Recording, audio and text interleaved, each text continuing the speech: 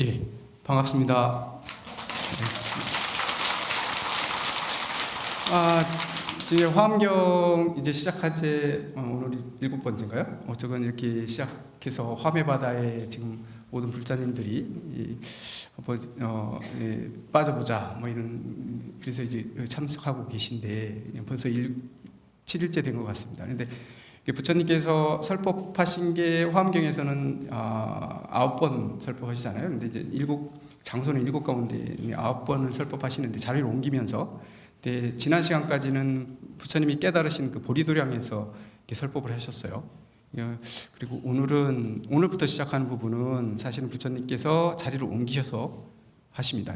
처음으로 자리를 2번째 자리로 옮기신 다음에 설법을 하시는 그런 내용들입니다. 근데 비로자나 보리도량에서 부처님께서 깨달음에 대한 것들, 거기서 설법하신 내용들은 대부분 부처님이 지금 깨달으신 거기에 대한 것들을 보여주셨거든요. 부처님은 이런 세계를 깨달으셨고 이런 분이시다라는 것들을 아마 보셨을 거예요. 그러면 이게 위대하시고 뭐 이런 생각이 들면서 신심이 나게끔 만든 곳이라고 한다면, 지난 시간까지는 보리도량에서는 원래 부처님이 깨달음의 세계에 대한 설명들을 하셨다고 한다면, 오늘부터 자리를 옮기셨잖아요. 보광명정으로 옮기셔서 오늘 설법하는 내용들은 대부분 이제 진짜로 우리가 수행자로서 그걸 어떻게 해 나가는지, 이제 수행의 단계에 이제 접어드는 그 기초를 오늘부터 십신 부분에서 익히고, 그 다음에 십주, 십행, 십회양 쭉 이제 올라가는, 실제로 나의 수행으로 이렇게 접목해서 가는 그런 부분이다, 이렇게 보시면 되겠네요. 그런데 먼저 이게 믿음이란 얘기가 나와요. 여기서도 지금 십신의 그 첫 번째 지금 출발하는 전들이거든요. 이제 그렇습니다. 십신의 첫 번째 저희 출발이 지금 저하고 같이 오늘 공부할 열애명호품, 그다음에 사성제품, 이렇게 제가 담당하는 부분이 되겠습니다. 부처님 여기서도 역시 마찬가지로 부처님의 명호라든가 부처님의 설법이라든가 이런 내용들이 나오면서 결국은 부처님이 이런 분이다라는 것들을 되게 강조하고 있는 부분이지만, 사실은 여기에서는 뭐냐면 지난 시간까지는 부처님 그 자체의, 부처님의 세계 자체에 대해서 설명을 드렸다면, 오늘부터는 이게 나하고 떨어져 있는 게 아니라 우리 중생들하고 바로 연결되고, 부처님은 이렇게 위대하신 분이지만 바로 내 곁에 계시고, 이런 걸 집중적으로 해가지고 직접 신앙생활을 출발하는 그런 내용들을 지금 담고 있는 거기 때문에요. 첫 번째가 믿음이 지금 여기서 십신 부분의 믿음으로부터 이제 출발합니다. 우리 불교에서도 이게 신심, 믿음 이런 거 되게 강조하고 있고, 이 믿음에 대한 강조를 하는데, 믿음이 왜 되게 중요하냐? 앞에 다른 것보다도 제일 앞에다 믿음을 두고 있느냐? 믿음이 그만큼 되게 중요하기 때문에 그런 건데요. 사실 이거 외람된 비유일 수도 있지만, 우리가 대중교통을 이용해서 서울을 가시잖아요. 만약에 서울을 가신다고, 목적지가 서울이라고 한번 해보세요. 이 서울을 가기 위해서 여러 대중교통들을 타실 수 있는데, 그중에 이제 버스를 한번 이용한다고 하시면, 저기 부산에서는 노포동에 가서 서울 가는 버스를 표를 사가지고 타시잖아요. 근데 그 차가 진짜 서울로 간다 안 간다는 어떻게 믿을 수 있죠? 이 차가 꼭 서울에 갈 거라는 어떤 그런 장담을 어떻게 할 수 있나요? 시스템과 모든 이런 게, 우리가 서로 간의 약속과 이런 것들이 믿음이 바탕이 됐기 때문에 우리는 아무 의심 없이 그 차를 탑니다. 이 버스를 타죠. 이 차가 서울로 안 갈 수도 있어, 이런 생각 안 해요. 다 그런 믿음을 만들어 놨기 때문에, 그 믿음이 확고하기 때문에 그 차를 타죠. 아무 의심 없이. 중간에 가다가, 이게 출발선에서 가다가도 중간중간에 뭔가요? 힘든 일도 생기고 뭐 이럴 수도 있어요. 이 차를 가다 막히고 이러니까 이상한 길로 가요. 그러면 믿음이 확고하지 않으면, 이게 서울로 간다는 믿음이 없다면 어떤가요? 불안하겠죠. 내가 모르는 길로 가면. 근데 우리 이 차는 당연히 서울로 갈 수 있게끔 돼 있어라는 믿음이 있으면 어떻게 해요? 절대로 중간에 이게 서울로 안 갈 거라는 불안함은 안 가져요. 근데 사실은 버스 운전수만 먹기잖아요. 버스 운전수가 여기서 출발했는데 가다가 엉뚱한 데로 갈 수 있어요. 목포로 간다거나 아니면 강릉에 데려다 놓을 수도 있잖아요. 잘못하면. 근데 그런 경우 거의 없잖아요. 이게 우리는 믿음이라는 것들이 있기 때문에 결과 목적지까지 아무 의심 없이 가는데, 번뇌들이 그만큼 사그러드는 거죠. 쓸데없는 번뇌들이 없기 때문에 어떤 중간에 고난이 있든 어떤 흔들림이 있든 힘든 거 있더라도 그건 꾸준히 밀고 나갈 수 있는 원동력이 되기 때문에, 우리가 부처가 되기 위해서는 뭐예요? 첫 번째, 깨달음을 얻기 위해서는 첫 번째 믿음이 되게 중요한 겁니다. 그래서 이 믿음이 황성이 되지 않으면 중간에 가다가 포기하고 뭐 이런 경우 되게 많이 나오죠. 그래서 이 부처님 법문하는데 벌써 제일 앞에 이게 믿음이 제일 먼저 나오는 거예요. 믿음 부분이 되게 먼저 나오고 십신이 그런 게 제일 앞에 있는 거죠. 믿음이 확고하면 중간에 어떤 어려움이 있어도 끝까지 갈 수 있어요. 그러니까 결과가 안에 다 있는 겁니다. 이 처음 출발점에서. 그래서 믿음을 되게 강조하고 있고, 오늘 열애명호품에 보면 사방에 이렇게 부처의 세계가 펼쳐지고 있는데, 부처님의 세계가 펼쳐질 때 이제 대표적으로 이제 그 대표되는 보살들 이름이 나오는데, 다 보면 오늘 동방 남방 뭐 이렇게 해서 시방에 있는 부처님 이름도 다르고 세계도 다르고 그다음에 보살 이름이 다른데, 보살 이름들이 대부분 앞에 머리 숫자가 써 있어요. 머리 숫자요. 제일 우두머리 머리 숫자 있잖아요. 이게 뭐냐면 믿음이 가장 중요하고 가장 되게 좋아하기 때문에 그 믿음에 대한 것들을 강조하는 그런 거다.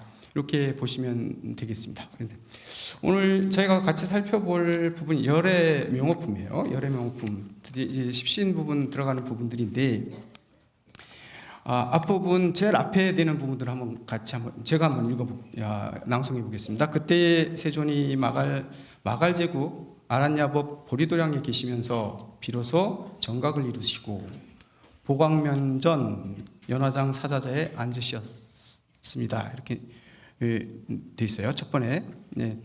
사실은 보리도량에 계시면서 움직이지 않으셨어요. 그대로 계신데 몸을 다시 어디에 놔두세요? 보광명전에 놔두세요. 이 보광명전은 어디에 있는 거냐면 부처님이 깨달으신 보리도량에서 얼마 안 떨어진 몇 킬로 안 떨어진 곳에, 사실은 누가 그걸 지었다고 얘기하냐면 부처님이 깨달고 난 다음에 그 휘황찬란한 그런 변화들을 보고는 이 용이 발심해 가지고 부처님의 처소를 다시 만드신 거예요. 그래서 그 자리에 부처님이 놔두셔서 설법을 하세요. 그런데 보리도량을 벗어나지 않고 여기서 하시거든요. 이게 이제 화엄경에서 이게 되게 중요한 내용들이거든요. 어디를 움직이지 않으세요. 동시에 신통처럼 우리는 신통으로 생각해야겠지만 여러 곳에 동시에 놔두세요. 뭐 이런 것들이 나오는데, 그 얘기를 지금 하고 있는 겁니다. 보광명전에서 연화자 자리에 앉으셨다. 이게 첫 번째 이제 출발하는 게 자리를 옮기신 내용이죠. 보리도량에서 보광명전으로 자리를 옮기셨어요. 하지만 실제로는 보리도량에 그대로 앉아 계십니다. 계신 상태에서 이쪽까지 오신 거예요. 이렇게 앞으로도 계속 그렇게 하실 겁니다. 어디 움직이지 않고 놔두세요. 계속. 이게 부처님의 그런 신통이고 부처님의 의담이고 뭐 이런 것들인데, 사실은 여기 제목이 이제 열애 명호품이죠. 열애가 뭔가요? 그냥 부처님이요? 열애 깨달으신 분이요? 한문을 그대로 번역하면 어떻게 되나요? 열애 하면 가끔씩 되고 보면 대부분 뭐라고 얘기하면 진여로서 오신 분, 뭐 이렇게 번역하는 경우 되게 많고 여러 가지를 그걸 가지고 번역하는 경우 되게 많은데, 제가 중국에 제가 법사님으로서 되게 유명하신 분이 있어요. 이미 돌아가신 분인데요. 그분의 책을 보다가 보니까 거기 그렇게 설명을 하셨는데 이게 저한테 꽉 와닿더라고요. 열애를 설명하는데 중국 사람이기 때문에 그렇게 설명을 하실 수 있을 거다 생각하는데, 뭐냐면 여기 가틀려자잖아요. 그다음에 오실래자예요. 올래자예요. 가틀려자에 올래자가 열애 이렇게 돼 있는데, 이걸 그분이 이렇게 번역해요. 어떻게 번역하면 오신 듯 하신 분이다. 오신 듯한 분이에요. 이게 뭔가요? 오신 듯하다. 제가 이거 듣고서 제가 되게 이거 진짜 이렇게 해석하니까 부처님의 이 모든 게 제 나름대로는 진짜 기막힌 표현이다 이런 얘기 들었거든요. 네, 생각이 들었거든요. 오신 듯해요. 오신 듯. 사실은 뭔가요? 오신 적이 없어요. 오신 듯한 분이에요. 오시지 않고 다른 데 계신 건가요? 원래 계셨어요. 그런데 오신 것 같아요. 왜 오신 것 같죠? 예를 들면 우리가 눈이 어두운 게 뭐 장애인을 뭐 어떻게 하겠다는 게 아니라 마치 마음의 눈이 어두운 것도 얘기할 수 있으니까, 예를 들어서 눈이 어두우신 분이 태어날 때 사실은 시각 기능이 있는데 어떤 걸로 인해 가지고 시각이 없어서 눈이 안 보이는 분이 있었다고 해보세요. 눈이 안 보이시는 분이 계셨어요. 근데 이분은 주변에서 누군가가 항상 도와주시는데 말없이 도와주시는 분이 계셨어요. 근데 몰랐어요. 그분은 어떻게 생긴지도 모르고 존재 자체를 몰라요. 주변에서 계속 도와주고 있는데도 자기는 모르고 있었어요. 그런데 어느 날 뭐죠? 예, 의료 혜택, 요즘에 신세계 그런 의료 혜택을 받아가지고 이분이 눈을 떴어요. 그런데 안 봤더니 옆에 그분이 계세요. 그 뭐죠? 이분 그동안 못 봤잖아요. 못 봤는데 눈을 뜨고 나니까 뭐예요? 이분 분명히 어떤 게 있는 거예요? 오셨어요. 이분이 오셨네? 이분이 내 옆에 오셔가지고 나를 도와주시네? 이렇게 생각. 이분 분명히 오신 것처럼 보이잖아요. 이분한테는 사실은 오신 게 아니에요. 어떻게 있었죠? 항상 계셨어요. 항상 계셨는데 오신 것처럼 우리는 느끼고 오신 것처럼 느껴져요. 왜냐하면 부처님이 이 세상에 항상 계셨는데 석가모니 부처님께서 이 세상에 태어나시고 탄생하시니까 우리 중생들 입장에서 뭐죠? 오신 것 같아요. 그리고 여러분들도 마찬가지예요. 지금 공부하고 있잖아요. 이렇게 수행하기 때 열심히 공부하잖아요. 근데 부처님이 안 보여. 불성 자리가 잘 안 보였어요. 수행을 열심히 해가지고 다 이렇게 녹여서 여러분들이 깨달음 세계에 올라갔다 해보세요. 그러면 부처님 세계 마치 내가 옛날에 몰랐는데 지금 놔두신 것처럼 부처님 모습이 보일 때 그때 뭐죠? 마치 그분이 오신 것처럼 보여요. 원래는 계셨어요. 근데 우리 눈이 와서 못 봤을 뿐이에요. 그죠? 항상 우리 곁에 계신 분이고 내 마음속에 계신 분이고 다 그렇거든요. 그런데도 우리 중생들은 얻었었기 때문에 마치 오신 게 아닌데도 오신 것처럼 보이는 분이에요. 그래서 열애예요. 그리고 다르게 번역하면 뭐라고도 얘기하냐면 여거라고도 하거든요. 여거. 갈 것 쓰잖아요. 가신 것 같은 분이다. 이렇게도 부처님 명호를 얘기할 때 얘기해요. 이건 어떤 의미인가요? 가신 것 같아요. 석가모니 부처님께서 화신물로 우리한테 오셨어요. 오셔서 깨달음을 다 얻으시고 교화를 다 펼치신 다음에 어떻게 하셨죠? 인간의 몸을 가지고 오신 분이 오셨기 때문에 응신으로 오셨기 때문에 어떻게 당연히 이 몸은 이 몸은 늙어서 다시 이렇게 버리시게 되잖아요. 그랬을 때 우리는 분명히 다비까지 해서 뭐죠? 이 진신사리까지 우리가 이렇게 진신까지 우리 눈으로 봤기 때문에 이 부처님 어떻게 뭐처럼 보여요? 가셨다고 느껴지잖아요. 이 부처님은 사라지셨어요. 우리 눈에서 가셨어요? 없어요? 안 계시다고 생각돼요. 근데 가신 것 같아요. 중생들 눈에는 갔다고 보이지만 사실은 가신 게 아니에요. 가시지 않았어요. 근데 우리 눈에는 분명히 가신 것처럼 보여요. 아직 우리 눈이 열리질 않았기 때문에 그걸 볼 줄 모르는 거죠. 예, 부처님은 항상 우리 곁에 계시죠. 이게 뭘 얘기하냐면 열애라는 얘기를 이렇게 우리가 설명하는데도 이렇게 설명이 될 수도 있는. 이 말 제가 듣고 이게 우리 화엄경이나 우리 대승에서 얘기하는 이런 것들을 열애라는 요 하나 글 속에 열애라고 했을 때 요걸 이렇게 해석하니까 이만큼 저부하구나 이런 생각이 되게 많이 들었거든요. 예. 원래 부처님은 항상 저희 곁에 계십니다. 가신 적이 없으시고 오신 적도 없어요. 오신 적도 없고 가신 적도 없어요. 그런데 중생들한테는 오신 것처럼 보이고 가신 것처럼 보이는 분이에요. 아직 눈이 어두운 사람들은. 그래서 열애 여거 이렇게 말씀하십니다. 한 측면에서 부처님이 이렇게 얘기하는 거죠. 이 열애에 대한 명호품이죠. 오늘 명호품이에요. 명호, 그러니까 이름하고 호죠. 이런 것들 얘기 나오는 건데 이걸 보신 분들은 알겠지만 이렇게 내용이 대부분 부처님의 그 명호들에 대한 얘기들이 되게 많이 나와요. 왜 부처님 이름은 이렇게 많은가요? 수없이 많아요. 수만 가지가 있고 수억 가지가 있다고 이렇게 얘기를 해요. 막 계속 여기서도 그런 얘기들이 나오는 거죠. 이렇게 부처님 명호는 왜 이렇게 많은가? 요거 한번 오늘 그거에 대한 얘기들 그리고 왜 이런가에 대한 것들을 한번 살펴보는 시간을 갖겠습니다. 보면 제가 쭉 넘어가서요. 중간 정도에는 그 다음에 어떤 내용들이 있냐면요. 부처님이 이렇게 놔두시고 자리를 옮기시니까 보살님들 마음속에 어떤 마음들이 막 생겼냐면, 부처님이 과연 어떤 세계에 계시고 어떤 깨달음을 얻으셨고 막 이런 거 부처님의 세계에 대한 생각들을 막 하면서 뭐냐면 이런 거에 대해서 우리한테 좀 설명해 주셨으면 좋겠다 이런 생각하는 거예요. 우리도 거기 가기 위해서 그런 걸 좀 설명을 해주시면 좋겠다라는 생각들을 자리에 옮긴 다음에 지금 말씀하시는 거기 때문에 보살들이 그런 마음들을 막 가져요. 마음속에. 그러니까 그걸 아시고 뭐죠? 이제 그걸 아셨기 때문에 세존께서 아셨기 때문에 그 다음 그런 여러 가지 질문들을 마음속에 하거든요. 뭐 50가지 질문들을 해요. 막 40가지. 막 여러 가지 질문들을 지금 마음속에 다 뜬 거죠. 결국은 요 내용들이 되게 어려운 것처럼 보이고 그렇지만 사실은 뭐냐면 부처님의 세계가 부처님의 세계뿐만 아니라 우리한테도 어떻게 적용되는지 우리한테 어떻게 될 것인지를 설명해 주셨으면 좋겠다라는 마음을 일으킨 거예요. 그래서 우리도 그렇게 가고 보살들은 이게 평범한 대중들이 아니기 때문에 그죠? 그런 마음들을 갖는 건데 그걸 아시고서 어떻게 하냐면 이때에 그런 마음들 가지고 있는 거 보고 이때에 세존이 모든 보살들의 마음에 생각하는 바를 아시고 각각 그 종류를 따라서 신통을 나타내 얻느니라, 신통을 나타내 보였느니라 이 얘기 나오거든요. 요 얘기 속에도 역시 마찬가지인데 그 각각 여기서 뭐냐면요, 사람들이 좋아하는 바를 따라서 좋아하고 자기가 원하는 바를 따라서 각각 그들에게 신통을 나타내 보이셨어요.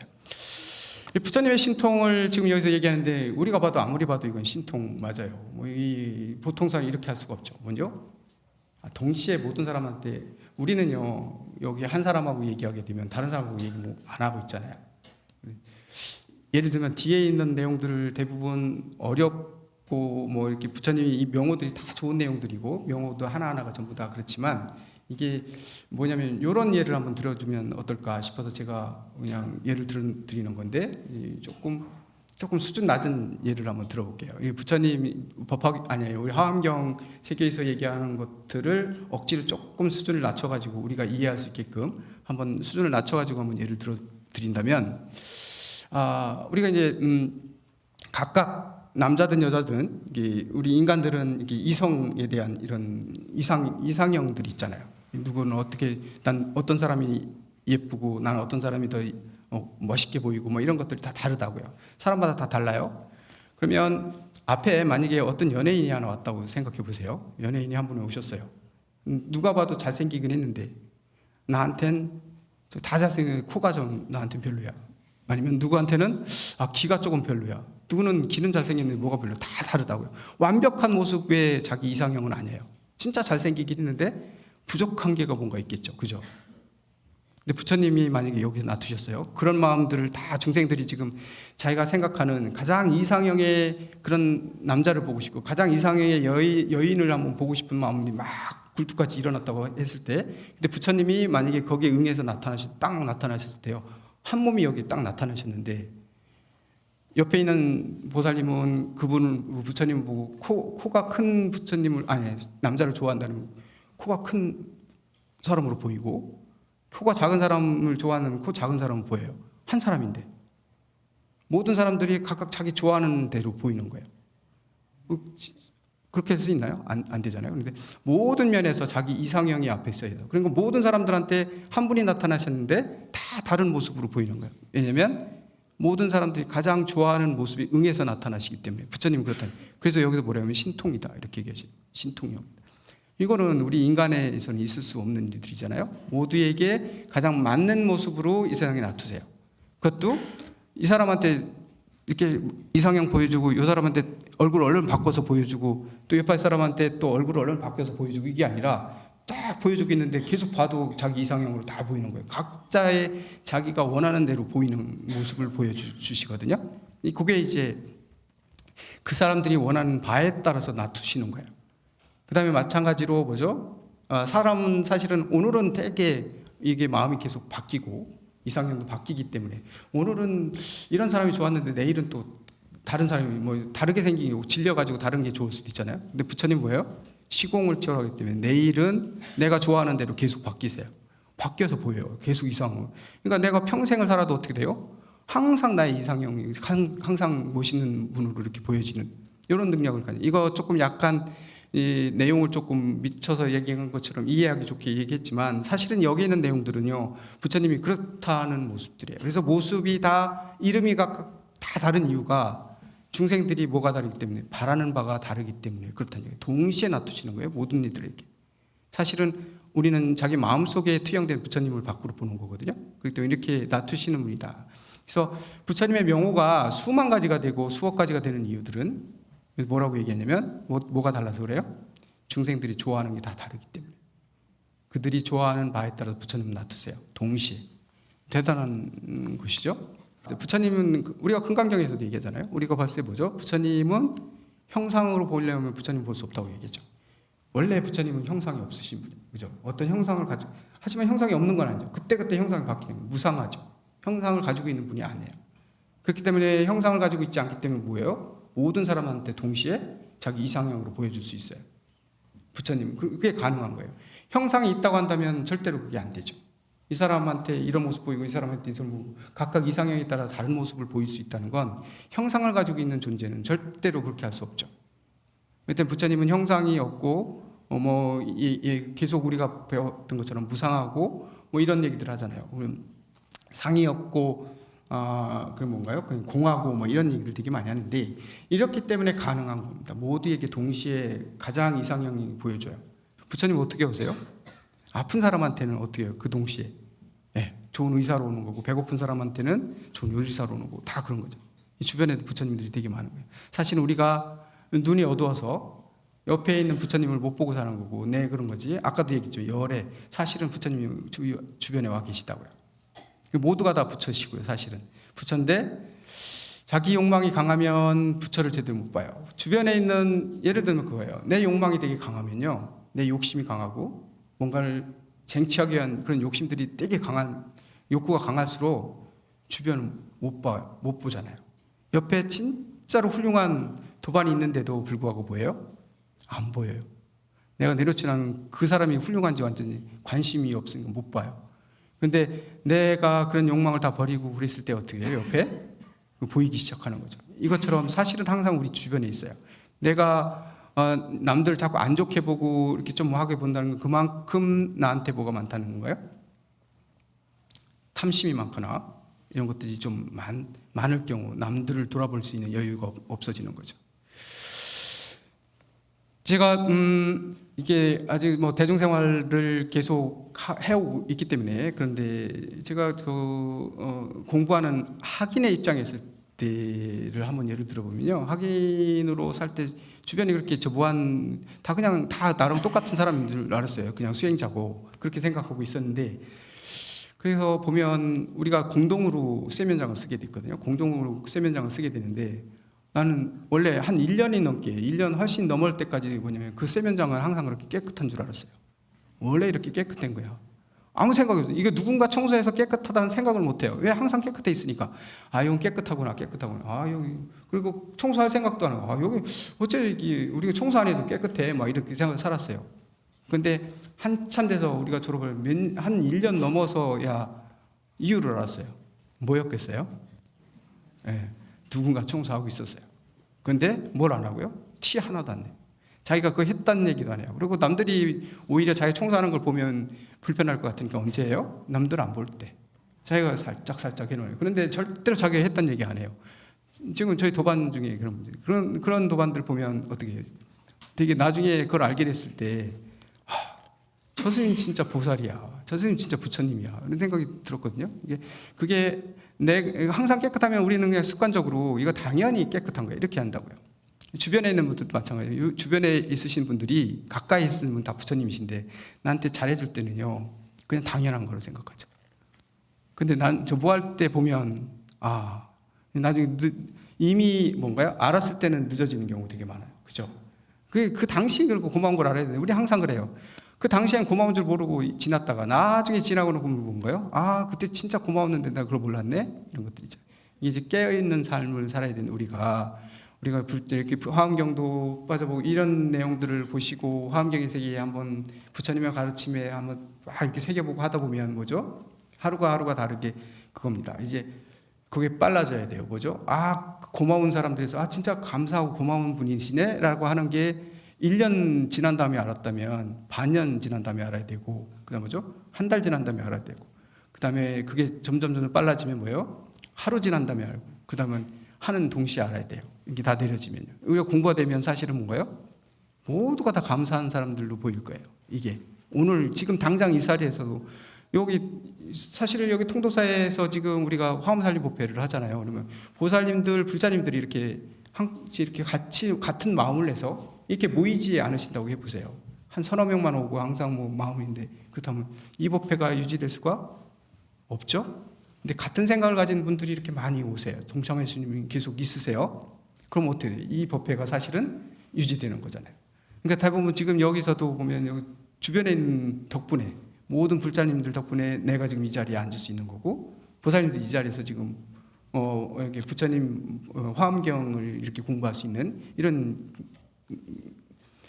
기회가 온 거잖아요. 그때 보면 주변에 분들이 고맙지 않은 분들이 아무도 없는 거죠. 이 자리에 같이 있는 분들 다 감사하게 생각되고 옆에 있는 분들이 그만큼 귀중한 분들이에요. 내 주변에 지금은 내 옆에 있는 사람한테 그렇게 고마운 줄 몰랐는데 지금 진짜 다 이분들 덕분에 내가 이걸 들을 수 있는 거구나. 나 혼자만이 될 수 있는 게 아니거든요. 여기에 지금 오신 분들은 또 뭐에 대해 감사해야 돼요? 통도사에 있는 스님들한테 감사드리고 통도사에 대한 감사한 마음도 이런 것도 가질 수 있는. 지금 지금 처해 있는 이 자리에서 보면 무엇 하나 고맙지 않은 게 아무것도 없어요. 예, 부처님은 항상 우리 곁에 계셨고.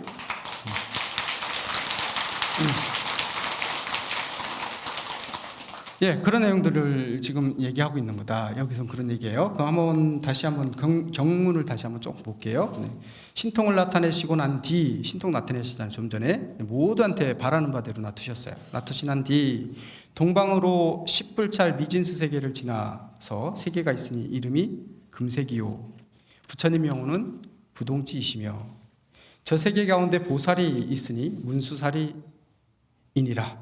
10불찰 미진수의 여러 보살로 더불어 함께하여 부처님 계신 곳에 나아가 예배하고 곧 동방에 연화장 사자들을 변화하여 만들어 결과부절을 하고 앉으셨다. 여기 지금 동방에 한 세계가 펼쳐졌는데 여기는 부처님 이름이 뭐예요? 부동지세요. 부동지고 그다음에 보살 이름은 문수사리 보살이에요. 문수사리 보살이 제일 먼저 나오는 이유는 뭐예요? 예, 지혜를 되게 강조하는 거예요. 아무리 우리가 이렇게 하죠. 믿음만 가지고서는 어떻게 되나요? 우리가 믿음만 가지고는 잘못된 길로 막 가도 아무 생각 없이 그냥 나를 부산으로 데려가도 여기 부산인데 어디 저기 서울로 안 가고 목포로 데려가도 나 아무 생각 없이 갔는데 가보니까 엉뚱한 데 와 있어요. 이게 믿음만 가지고 있으면 이렇게 접할 수 있잖아요. 그렇기 때문에 믿음과 동시에 뭐가 꼭 필요한가요? 지혜가 되게 중요한 거죠. 그렇기 때문에 여기서 처음 믿음을 강조하는 부분에서도 첫 번째로 대표로 나오는 보살님이 누구예요? 문수사리 보살이에요. 문수사리 보살은 그걸 또 강조했어요. 이 이름 하나하나에서 우리한테 주는 메시지들이 되게 큽니다. 이게 그냥 옛날엔 저도 그랬어요. 화엄경 읽을 때, 화엄경 저희 공부할 때, 뭐 이렇게 보살님 이름만 다 나오냐. 그냥 이름은 그냥 아무 의미 없이 많은 보살님들이 있나 보다 그랬는데 알고 봤더니 뭐예요? 명호 하나하나에서 주는 메시지, 그리고 그 명호 하나하나가 갖는 의미가 이 부처님 세계를 표현하고 있는 거구나. 이름이 이렇게 많은 것들이 실제로 이렇게 부처님이 많다는 얘기가 아니라 그런 실제로 부처님은 이렇게 여러 면을 동시에 가지고 있는 분이라서 도저히 하나로는 이 부처님을 설명할 수가 없기 때문에 이렇게 많은 이름들이 붙을 수밖에 없는 이런 것들이다. 이렇게 볼 수 있다. 이죠. 예, 여기서 문수사리 보살이 제일 먼저 나오셨습니다. 그 다음부터는 남방에는 각수보살이라고 해요. 깨달을 각자의 머리 숫자예요. 각수. 깨달음의 최고봉이신. 깨달음의 최고로 가는 것은 믿음이 되게 중요하기 때문에 여기 각수예요. 그 보살님이 부처님의 영혼은 뭐냐면 부처님은 무예지예요. 무예지시고 보살님 이름은 각수보살이었다. 서방에는 재수보살이에요. 재물제자에다가 머리 숫자예요. 이거는 뭐냐면 재물제자가 되어 있지만 사실은 법제를 얘기하고 있는 거예요. 법에 대한 이 법의 재물을 얘기하고 있는 거기 때문에 거기에 최고다. 이게 뭐가요? 믿음이 그렇다는 얘기예요. 그런 것들을 얘기를 하는 것들이 이렇게 서방에는 그다음에 북방에는 보수보살, 동북방에는 공덕수보살, 숫자죠. 다 전부 숫자가 들어가죠. 그다음에 동남방에는 목수보살, 그다음에 서남방에는 정진수보살, 서북방에는 법수보살, 그다음에 하방에는 지수보살, 그다음에 상방에는 현수보살, 이렇게 시방에 각각 부처님의 명호가 다르신 분들 놔두시고 거기에 보살이 대표적인 보살이 이런 숫자들은 보살님들이 놔두시고 그 밖에 많은 대중들이 모였어요. 시방에 가득히 사람들이 모였죠. 이 얘기들을 얘기하고 있고 그다음에 보시죠. 요 모인 상태에서 이제 문수사리 보살이 제일 먼저 이걸 알고 설법을 하십니다. 그때에 문수사리 보살 마살이 부처님의 의실력을 받들어 일체 보살 대중들을 두루 관찰하고 이런 말씀을 하셨느니라. 항상 뭐냐면 부처님의 의실력을 받들어서 얘기해요. 근데 원래 부처님은 뭐가 없는 거예요. 부처님은 원래 형상이 없으시고 이 세상의 말이라는 건 어떻게 되나요? 말이라고 하면은 항상 이게 완벽할 수가 없어요. 말로 하면 뭔가 부족해요. 항상 우리는 말은 완벽할 수가 없거든요. 근데 부처님이 아무리 말이라고 하지만 부처님은 여기서 법신 부처님이시기 때문에 비로자나 부처님이시잖아요. 부처님은요 말을 가지고 우리한테 설명 안 해요. 대신 누가 하죠? 보살들이 설명을 하십니다. 여기서도 마찬가지고, 그래서 부처님의 위실력을 받들어서 대신 누가 얘기하냐면 문수사리 보살이 문수사리 보살이 대중들을 두루 관찰하고 이런 말씀을 하셨느니라. 이게 보살이 대신 얘기해요. 화엄경 그게 특징이에요. 부처님은 절대로 얘기 안 해요. 다 보살들이 대신 얘기하죠. 이게 부처님이 뭐 벙어리라 그런 게 아니라 말은 표현할 수 없기 때문에 대표로 좀 부족하지만 말로 표현해내는데 그 뜻을 알고 보살들이 얘기합니다. 보살들이 얘기하는 내용이죠.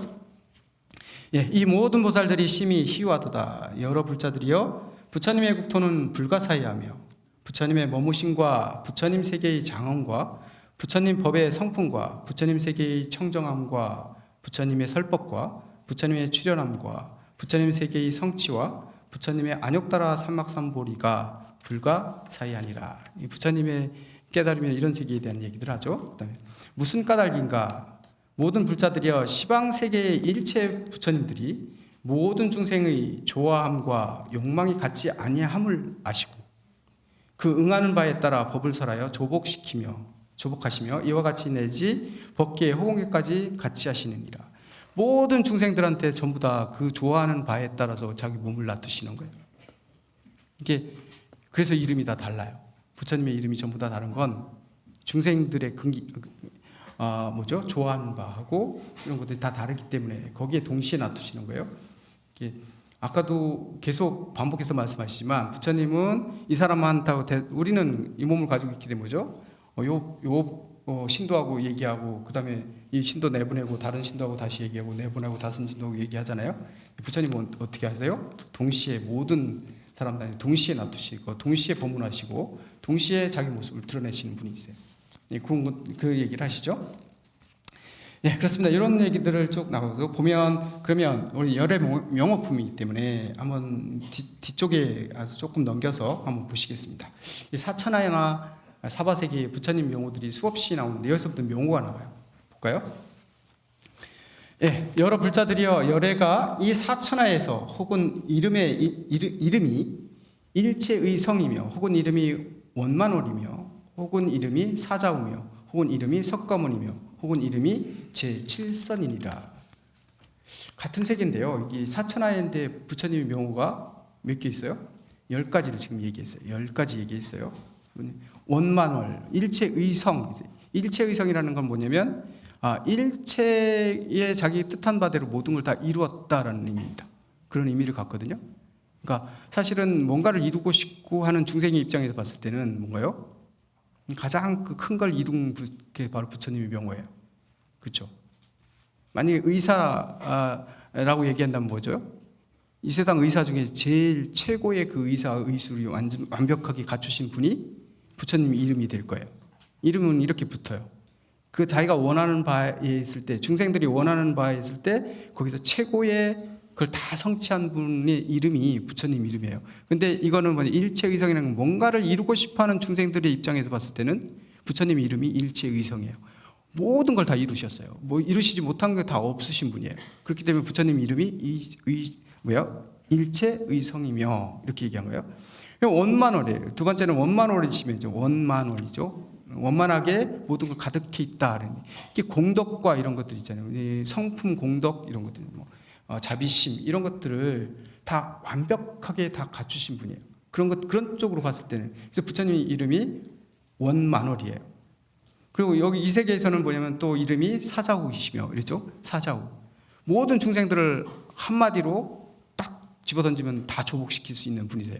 이게 우리 입장에서 뭐냐면 저희도 지금 학인들하고 이렇게 공부하고 있지만 보면 아직 출가한 지 얼마 안 되셨기 때문에 출가한 지 얼마 안 된 학인들이기 때문에 생각이 이게 아직은 밖의 생각하고 이렇게 겹쳐가지고 혼동스러워하는 경우 있어요.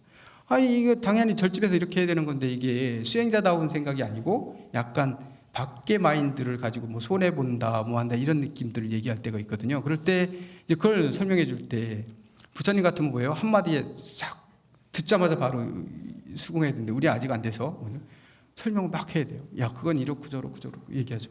이거 이렇게 한번 생각해 보지. 이렇게 수긍 안 하고 계속 반발이라고 보기엔 수긍 안 하고 그래도 그거 아닌 것 같은데 이럴 나오잖아요. 그러면 몇 번을 얘기해야 돼요. 그래도 얘기를 해줘야죠.